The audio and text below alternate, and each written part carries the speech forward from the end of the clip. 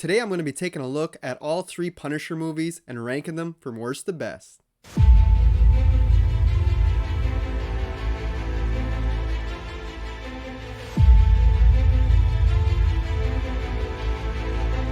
Hey guys, welcome back to the channel. Hope you're having a good one today. I'm the movie ranker, and today I'm diving into all three Punisher movies, ranking them from worst to best. I am not the biggest Punisher fan when it comes to, like, the comic books. I'm not really knowledgeable and the origin and everything of the Punisher. I'm only familiar with these films. Just keep that in mind. And plus, we also got a TV series that aired on Netflix back in 2017, I believe. I'm not going to be getting into that as well because it's kind of hard to rank a TV show with movies, and I just haven't watched the show in a while, so I wouldn't have a really good assessment of it. But we are going to be talking about the three films, so without wasting any more time, let's get into it. So coming in the last place at number 3, I have chosen Punisher Warzone from 2008. Wow, this one is pretty crazy. Not a bad film in the franchise. This one is just my least favorite. The fans really seem to love this, though. The fans of the comic books. Maybe this is the closest adaptation that we've got. It's very violent, very over the top. I mean, this Punisher is pretty brutal. He literally, like, punching people in the face and it's going right through their head and it's like kind of exploding. We got people getting hit by missiles midair and just exploding. Some crazy over the top violence, which is great. And that's what you want from a Punisher movie. You want it to be violent and gritty. I also think the guy who played the Punisher did a pretty damn good job in this film as well. But the tone is just all over the place. It's so serious and violent one minute, and then the next minute is just so damn goofy, and it takes me right out of the film. Our villain is Jigsaw.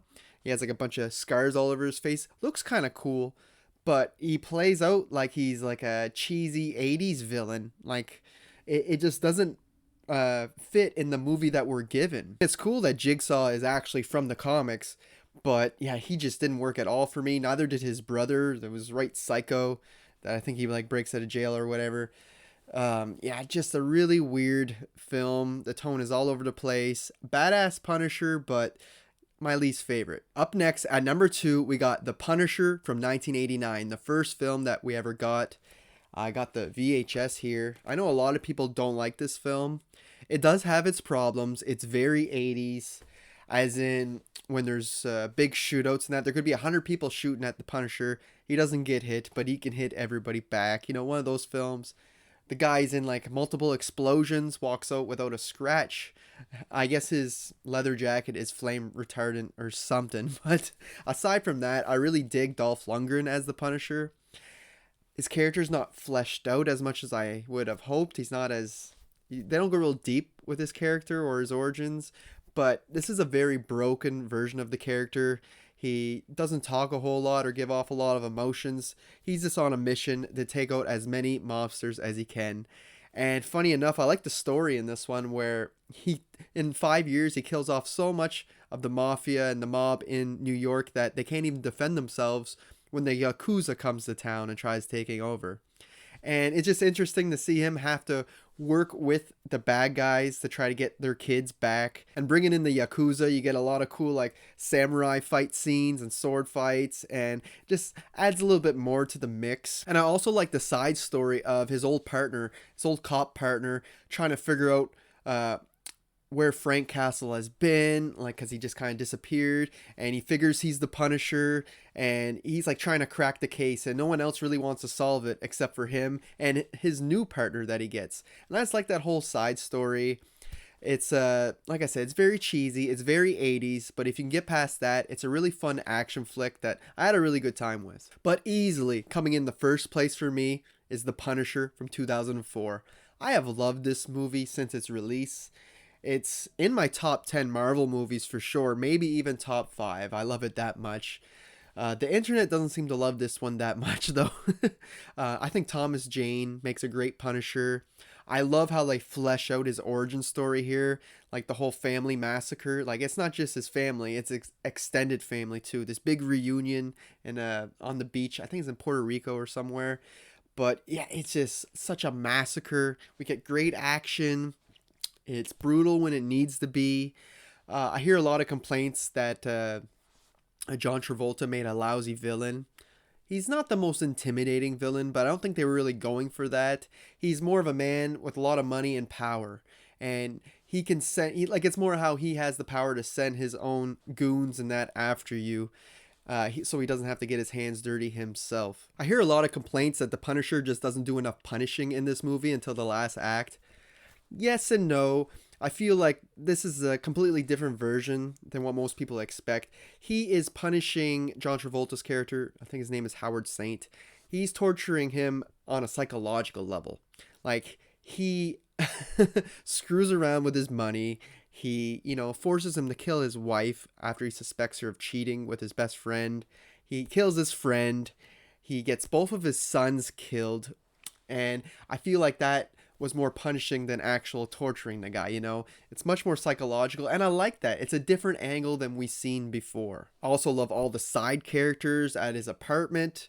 Shout out to John Pinette there. Rest in peace. He was a great stand-up comedian. The fight scenes, he may not do a lot of torturing, but I mean, when he fights that Russian, the huge-ass Russian dude, I mean, that's one of the best fights ever. I love that whole sequence. Choreographed brilliantly, from smashing their heads into the into the fridge to shooting them all through the apartment, through the walls into the other apartment. It's just a lot of fun, and that's what this movie is. It gets violent when it needs to be. It doesn't shift tones too much. It doesn't get too comedic, even though there are some comedy elements in here. It's not like Warzone where they just go completely bizarre and goofy. It stays in its lane, and I appreciate it for that. Got a great first act, got a great final act, and him literally going and killing Howard Saint and telling him, giving him all the facts of what's been going down, how made you kill your wife, made you kill your best friend, Great lines like that. And the whole dragging him around attached to the cars while everything's exploding is just so badass. I love this flick. I know some people hate this because it's set in Tampa. Yes, I know it's not set in New York. Wow. If they would have continued with sequels, I feel like it would have set him up to go to New York in the next film. Like I said, a lot of people complain that he doesn't punish enough. I think it's perfectly fine the way the story's written. Nothing really bothers me in this film. I'd give this a solid 9 out of 10. It's a great flick, and I advise you all to go watch it if you haven't seen it. It's definitely worth a watch, even if it's just a one time, you're not too much into these action comic book type films. I think this one's definitely worth checking out. It's different. Especially and with all the superhero type movies we have today and comic book films, this one really sets itself apart. It's a product of its time, but it's one of the better films from the 2000s. Honestly, guys, I could talk about this flick all day. I absolutely love it. So it easily comes in the first place in this ranking. So there you have it, guys. There's my ranking of all 3 Punisher movies. I want to hear how you rank these films down in the comment section. Interesting that we got basically 3 remakes and a TV series that was basically like another reboot. There's no sequels in this franchise, and I kind of like it for that. You get different flavors in each film depending on what you like. So there's something there for everybody. If you guys are interested, you can follow me on my Letterboxd. I got Instagram, all that stuff. Links to those in the description of this video. And until next time, guys, thanks for watching.